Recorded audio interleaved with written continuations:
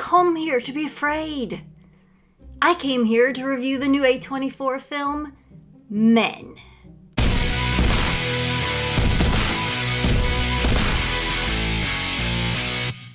I was really excited to see this movie ever since I saw the first trailer. Ever since I saw the poster. That poster is creepy as shit. Just those teeth and that snarl. I'm just like, ugh.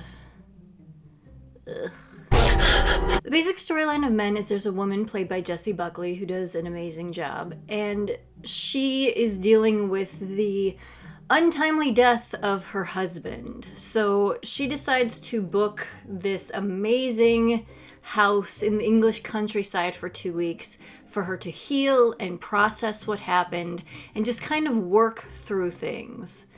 And while she is there, she meets a cast of characters, and they are all men. And through the course of the film, we see how these interactions with these men intertwine with her healing process in very bizarre and disturbing ways.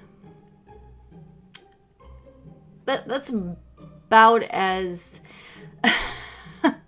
That's about as general as I can encapsulate this film, because there's a lot going on. I'm going to try my best to avoid spoilers here in the first couple minutes of this review to give my overall general thoughts, and then we are going to dive headlong into spoilers and some theories I have and what I personally took away from this film. So let's get into it. Right from the beginning of this film, there is a present uneasiness throughout everything. Throughout the color palette that's used, the cinematography that's used, the type of camera angles, slow motion shots, etc. This is a very horrific film in its imagery, but it's very much grounded in reality. What this film does do an excellent job at, and I'd be interested to hear the perspective of male reviewers of this film and what they thought of it. I would be very interested in that, to hear the male perspective on this film. But it does such a good job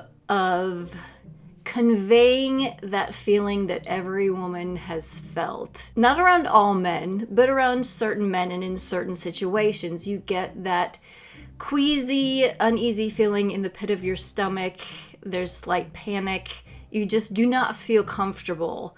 You do not feel comfortable speaking with them, being around them, being alone with them. And this film does a very good job of showcasing that. And I think, I'm speaking as a woman, but I think it does do a very good job of that, of getting the audience to feel that uneasiness as well. The performances are brilliant. Jessie Buckley is very good. It's an understated performance at times, and then at other times it's insane. She does such a good job holding things together, and she doesn't have a ton of dialogue, especially with her thoughts about what's going on, but you can see it in her face and in her movements, and you can just feel her uncomfortableness and uneasiness and her horror and her torment. Feels more like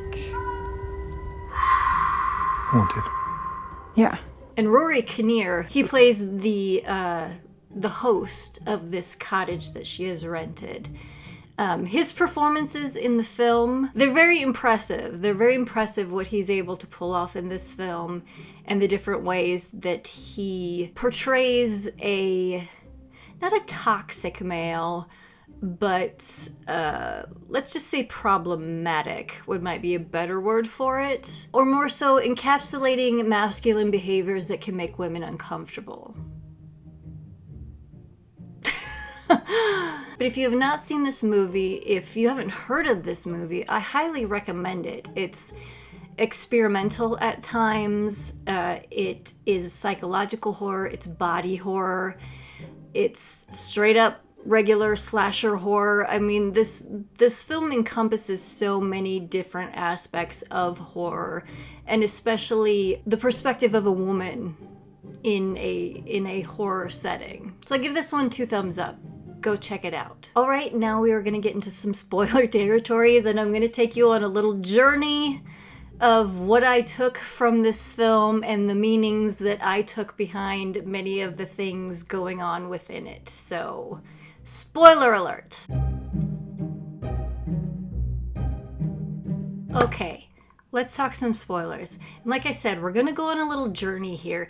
And I don't know if this is exactly what the film was trying to say. This is what my perspective was of what was going on screen. And even though I may not necessarily agree with everything that I thought the film was saying, this is what I thought it was saying. So I just want to put that out there. I knew going into this kind of the basic storyline, that her husband had committed suicide, maybe, and she was going, to this countryside manor to grieve and get over that and work through her trauma. And I knew that Rory Kinnear played several different characters. I didn't know how many or who they were, but I knew he played multiple characters. And the makeup was incredible that they did, because he played 7 or 8 different characters within this little town, this little village that she's staying at. There's no women. It's just men. And the subtlety that he brings to every single performance to change the character, to mirror an aspect of masculinity is very, very interesting and impressive. He pulled out some very intricate and detailed things with each character that he performed. Apple from the garden? Yeah, it was delicious. No. Mustn't do that. Forbidden fruit.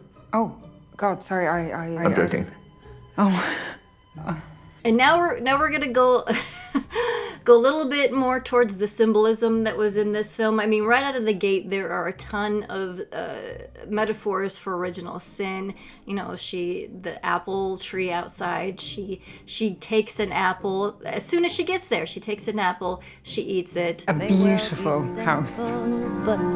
And there's things with one of the characters that Rory Kinnear plays that has to do with original sin, and is a reflection of that and a symbol for that. Is that metaphor cliche? Is it heavy-handed?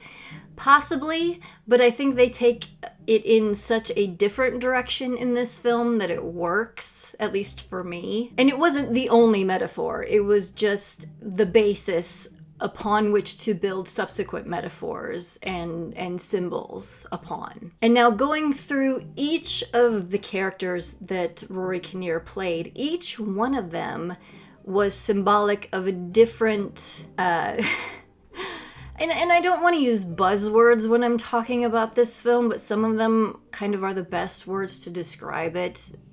Toxic masculinity, problematic behavior, and like I said, not all men are these ways, but this film is pointing at specific behaviors that some men can exhibit. And really overarchingly, each one represents a different way that men can have power over women, or women can feel powerless in dealing with men. Now, the character of the host, who owns the manor that she's staying at, he kind of fulfills that more fatherly, trustworthy figure, and he just was kind of a doorway into these other characters that he plays. The next one that we meet is the crazy naked man. Is about the best way I can put it. He follows her out of the woods, and he's completely nude, and he's got scratches all over him. He has no dialogue, and throughout the course of the film, he keeps cutting himself and inserting pieces of foliage into his face, etc. He has a transformation throughout the film, and what I took that character as symbolizing is biological and natural power when it comes to pregnancy, when it comes to control over women's bodies, etc. I may be reaching here, but this is what I'm going with. I love all this kind of stuff because this is the shit that I would do when I was in college. You would take a story, you would find symbols and just pick them apart. Correct or not, you would pick them apart. So that's what I'm doing here, so bear with me. The next character we meet, played by Rory, is the young boy, which disturbed the hell out of me because I knew there was a character of a young boy. He has a mask on, but I did not expect when he takes that mask off to have Rory's face superimposed upon it. It was very disturbing and unsettling and just didn't quite look right. I mean, it was a pretty good effect, but it was just fucking weird to see.